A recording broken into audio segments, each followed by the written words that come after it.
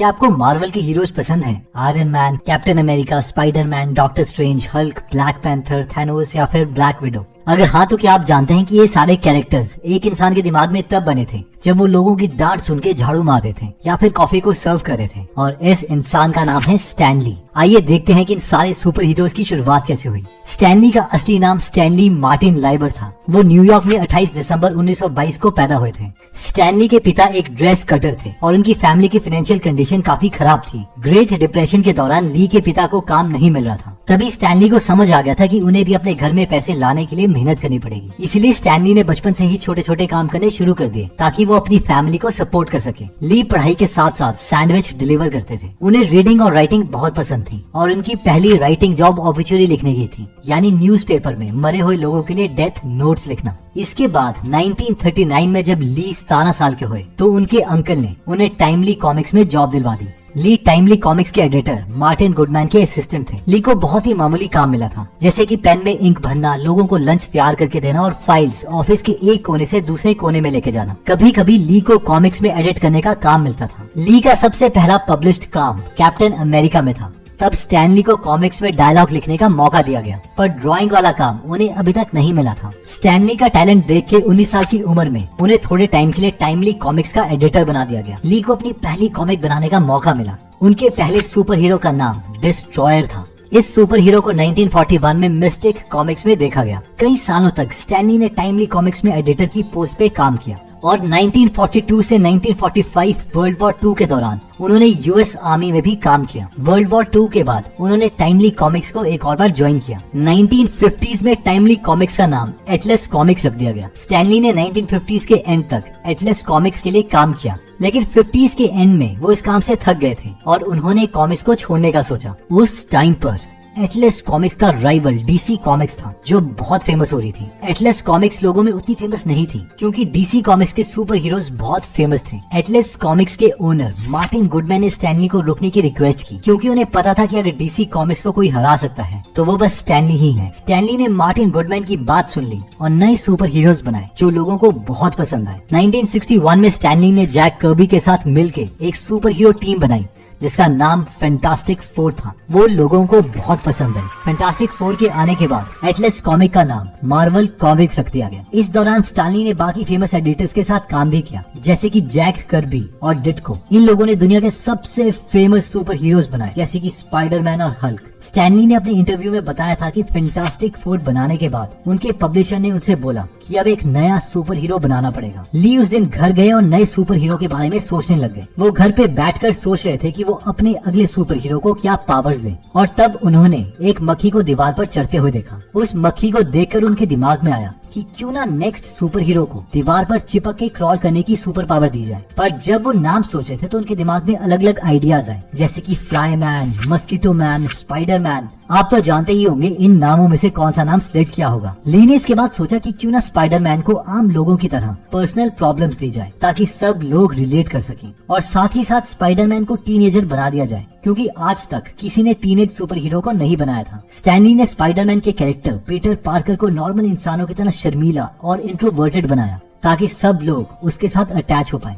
Stanley खुशी से भागकर अगले दिन अपने पब्लिशर के पास आए और उन्हें स्पाइडरमैन के कॉन्सेप्ट के बारे में बताया, पर उनके पब्लिशर ने बताया कि ये आज तक का सबसे घटिया आइडिया है। पब्लिशर ने स्टैनली से पूछा कि क्या तुम्हें पता है एक्चुअल में सुपर हीरो होता क्या है? सुपर हीरो को पर्सनल प्रॉब्लम्स नहीं होती, वो परफेक्ट होता है। ये सुन के स्टैनली दुखी हो गए और अपने पब्लिशर के ऑफिस से निकल गए, पर उनके दिमाग से स्पाइडरमैन का आइडिया नहीं गया। अब उनकी कंपनी में एक मैगजीन थी जिसका नाम था अमेजिंग फैंटेसी। इस मैगजीन को बंद किया जा रहा था क्योंकि ये चलती नहीं थी, इसलिए इसकी लास्ट इशू पब्लिश होने वाली थी। किसी मैगजीन के लास्ट इशू में कुछ भी कंटेंट डालो, किसी को कोई फर्क नहीं पड़ता। स्टैनली ने सोचा कि क्यों ना इस मैगजीन के लास्ट इशू में स्पाइडरमैन को कवर पे फीचर करें। एक महीने के बाद जब मैगजीन के फिगर्स आए तो ली देख के हैरान हो गए। उनके पास वही पब्लिशर जिन्होंने स्पाइडरमैन की बेइज्जती की थी वो भागते हुए आए और उनसे कहा, स्टैन, तुम्हें पता है ना वो कैरेक्टर स्पाइडरमैन जो हम दोनों को बहुत पसंद आया था, आओ उस पर हम एक नई सीरीज बनाते हैं। और जैसे कि हम जानते हैं ये सीरीज बहुत फेमस हुई। स्टैनली ने हल्क को बनाने में भी काफी अलग आइडियाज यूज किए।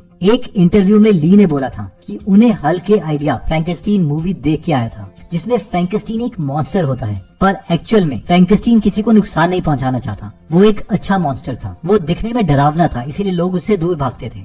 फिर ली को दूसरा आइडिया डॉक्टर जैकिल और मिस्टर हाइड से आया, जिसमें एक इंसान मॉन्स्टर बन सकता था। इसलिए स्टैनली ने सोचा कि क्यों ना वो भी एक अच्छा मॉन्स्टर बनाए जो ऐसे ही अपना शरीर बदल सके, और इस मॉन्स्टर का नाम उन्होंने हल्क रखा। ली ने हल्क का स्किन का कलर एक्चुअल में ग्रे रखा था, पर पब्लिशिंग के टाइम में प्रिंटर पर कुछ प्रॉब्लम आ गई, जिसकी वजह से हल्क ग्रीन कलर का प्रिंट हो गया, और तब से लेके आज तक हम हल्क को ग्रीन कलर से पहचानते हैं। एक और सुपर हीरो जो बेनेडिक्ट कम्बरबैच ने प्ले किया है वो है डॉक्टर स्ट्रेंज। स्टैनली कहते हैं कि उन्होंने बहुत लोगों को स्टेज पर मैजिक ट्रिक्स करते हुए देखा है। उन्हें देख के ली ने सोचा कि क्यों ना ऐसा सुपर हीरो हो जो एक्चुअल में मैजिक कर पाए, लेकिन ली नहीं चाहते थे कि उनका सुपर हीरो आम मैजिशियंस की तरह आबरा का डाबरा बोले। इसलिए ली ने अपने डायलॉग्स बनाए, जैसे कि by the crystal moon of Sinarock, जो कि बहुत ही फेमस हुए। आयरन मैन का नाम तो हम सब ने सुना है। एक टाइम पर दुनिया में काफी वॉर्स हो रही थी। वॉर्स की न्यूज सुन के ली को आइडिया आया कि क्यों ना वो एक ऐसा सुपर हीरो बनाए जो कि एम्युनिशन और वेपन्स बनाता हो। साथ ही साथ ली उसे इंडस्ट्रियलिस्ट बनाना चाहते थे, यानी एक बिजनेसमैन। बच्चों को ऐसे मिलिट्री इंडस्ट्रियलिस्ट बिल्कुल पसंद नहीं है, और ली का एम था कि बच्चों को ये कैरेक्टर पसंद आए। इसलिए उन्होंने आयरन मैन को मिलिट्री इंडस्ट्रियलिस्ट के साथ साथ साइंस लवर, इनोवेटर और एक कूल कैरेक्टर बनाया, जिसकी वजह से सबको आयरन मैन बहुत पसंद आया। ली ने एक इंटरव्यू में बताया था कि एक दिन उनका पब्लिशर मार्टिन उनके पास आया और उनसे पूछा कि हमारी कॉमिक्स इतनी बिग कैसे रही है। ली ने बोला क्योंकि उनकी कॉमिक्स का स्टाइल बाकी कॉमिक्स से अलग है। उनकी कॉमिक्स में ली स्पेशल क्रेडिट सेक्शन में सबका नाम डालते हैं, जो बाकी कॉमिक्स में नहीं होता है। ली चाहते थे कि उनकी कॉमिक्स में मूवी का फील है। क्रेडिट सेक्शन में हर किसी के नाम के सामने एक फनी सेंटेंस लिखते थे, जैसे कि written with passion by Stan Lee, drawn with enthusiasm by Jack Kirby, lettered with a sketchy pen point by R.T. Simic। अपनी कॉमिक्स को बाकी सब कॉमिक्स से ज्यादा सक्सेसफुल करने के लिए ली ने कॉमिक्स के एंड पेज पे एक पेज रखा था जिसका नाम था बुलपेन बुलेटिन्स। उसमें ली आगे की अनाउंसमेंट करता था या रैंडम टॉपिक के बारे में लिखता था।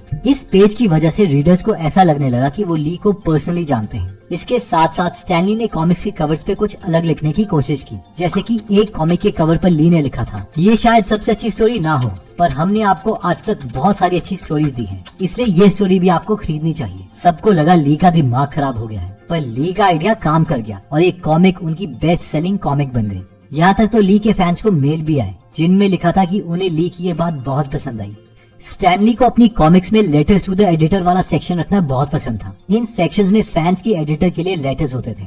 मार्वल्स के सभी कॉम्पिटिटर्स भी अपनी कॉमिक्स में ये सेक्शन रखते थे, पर ली अपनी कॉमिक्स में इस सेक्शन को अपने कॉम्पिटिटर से हट के बना के रखते थे। आम तौर पर बाकी कॉमिक्स में फैंस की लेटर्स बहुत फॉर्मल होती थी, जैसे कि फैंस की लेटर डियर एडिटर से शुरू होती थी, पर स्टैनली लेटर्स को फ्रेंडली बनाने के लिए डियर ली लिखते थे। और जब ली अपने फैंस को लेटर का जवाब देते तो वो भी बहुत फ्रेंडली होता था। जैसे अगर किसी फैन का नाम लेट से चार्ल्स स्मिथ होता था तो बाकी एडिटर्स अपनी मैगजीन में लिखते थे डियर चार्ल्स, पर ली लिखते थे हाय चार्ल्स, ताकि वो फैंस के साथ फ्रेंडली रहे। यहाँ तक फिर उनके फैंस भी लिखने लगे हाय स्टैन। इस तरह ली ने अपने फैंस के साथ एक फ्रेंडली रिलेशन बना लिया। स्टैनली के पास मार्वल का लाइफ टाइम कॉन्ट्रैक्ट था, यानी हर साल उन्हें $1 मिलियन मिलते थे। जब मार्वल के ओनर्स ने कंपनी बेच दी तो नए ओनर्स ने ये सब कॉन्ट्रैक्ट खत्म कर लिए। ली के नए कॉन्ट्रैक्ट्स के हिसाब से उन्हें साल में सिर्फ $500,000 मिलते थे और लाइफ टाइम कॉन्ट्रैक्ट की जगह 2 ही साल का कॉन्ट्रैक्ट होता। ली इस कॉन्ट्रैक्ट से खुश नहीं थे, इसलिए उन्होंने मार्वल छोड़ दिया। उन्होंने अमेरिकन स्पिरिट फाउंडेशन के ओनर पीटर पॉल के साथ अपनी नई कंपनी स्टैनली मीडिया खोली। पहले तो ये कंपनी बहुत अच्छी चली, पर कुछ टाइम के बाद स्टैनली के पार्टनर पीटर पे फाइनेंशियल फ्रॉड के एक्यूजेशन लग गए। पीटर खुद को बचाने के लिए ब्राजील भाग गए। उसके लिए अरेस्ट वारंट निकला और फाइनली उसे ब्राजील में ही अरेस्ट कर लिया गया। ली इस कंपनी के फाइनेंसेस के साथ बिल्कुल इन्वॉल्व नहीं थे। सारे फाइनेंशियल काम पीटर संभालता था। इसकी वजह से उनकी कंपनी बैंकरप्ट हो गई। कंपनी में बहुत उधार था जो कि स्टैनली को पे करने के लिए कहा गया, क्योंकि वो चेयरमैन थे। स्टैनली के मार्वल के साथ कुछ कॉन्ट्रैक्ट्स थे जिसके हिसाब से स्टैनली को मार्वल मूवीज के प्रॉफिट का कुछ शेयर मिलना था। मार्वल ने स्टैनली को स्पाइडरमैन के प्रॉफिट्स नहीं दिए, जिसके कारण स्टैनली ने उनके ऊपर केस कर दिया। ली ने इस केस को जीत लिया और मार्वल को ली को $10 मिलियन देने पड़े। इसके बाद स्टैनली ने गिल्ड चैंपियन के साथ एक नई कंपनी खोली जिसका नाम POW एंटरटेनमेंट रखा, जो बहुत सक्सेसफुल हुई। स्टैनली की लाइफ के एंड के दौरान जब वो बहुत बीमार थे तो उसके मैनेजर पे अब्यूज करने के एलिगेशंस लगे। स्टैनली का मैनेजर किया मॉर्गन था, जिस पर इल्जाम था कि उसने स्टैनली को अपनी फैमिली और फ्रेंड से दूर रखने की कोशिश की ताकि वो उसके घर से महंगी पेंटिंग्स, आर्टवर्क चोरी कर सके। मई 2018 में स्टैनली के घर विजिटिंग पुलिस और सोशल वर्कर्स आए ताकि वो देख सके कि उनके घर में सब ठीक है कि नहीं, लेकिन मॉर्गन ने पुलिस को बुला लिया और कहा कि स्टैनली के घर पर स्ट्रेंजर्स आए हैं, जबकि उसे पता था कि वो सोशल वर्कर्स हैं। बाद में मॉर्गन को अरेस्ट कर लिया गया क्योंकि उसने झूठी पुलिस रिपोर्ट लिखाई थी। मॉर्गन के साथ साथ एक और इंसान पर स्टैनली को बुढ़ापे में एक्यूज करने के एलिगेशंस लगे। आप सुन के हैरान होंगे कि वो उनकी खुद की बेटी जेसी ली पर हैं। स्टैनली और उसकी वाइफ की पहली बेटी पैदा होने के कुछ दिन बाद ही वो मर गई थी और उसने अपनी अगली बेटी जो कि जेसी थी उस पे बहुत अटेंशन दिया और किसी भी चीज की कमी नहीं होने दी। स्टैनली ने बोला था कि जेसी उन्हें वर्बली अब्यूज करती है और कभी कभी हाथ भी उठाती है। 2018 में एल्डरली अब्यूज का केस स्टैनली के मैनेजर पर भी था, जिसका नाम जेरी ओलिवरेज था। स्टैनली की कंप्लेंट के हिसाब से ओलिवरेज ने उसके बैंकर को नौकरी से निकाल दिया था, जो स्टैनली के साथ 26 साल से काम कर रहा था। और उसके बाद ओलिवरेज ने $4.6 मिलियन स्टैनली के अकाउंट से निकाल लिए। स्टैनली ने अपनी मौत से पहले ये भी कहा था कि ओलिवरेज ने उसे एक नॉन प्रॉफिट ऑर्गेनाइजेशन को $3 लाख देने पर मजबूर किया था। यहाँ तक ओलिवरेज ने ली के पैसों से $8.5 लाख का घर खरीदा। इसके साथ साथ उनके अकाउंट से 11 करोड़ रुपए भी निकाले और ली की विल भी चेंज कर दी। ओलिवरेज पे ली की बीमारी का फायदा उठाने का इल्जाम था। ली ने बोला कि ओलिवरेज के पास सारी कॉन्फिडेंशियल इंफॉर्मेशन थी और उसने उसका पूरा फायदा उठाया।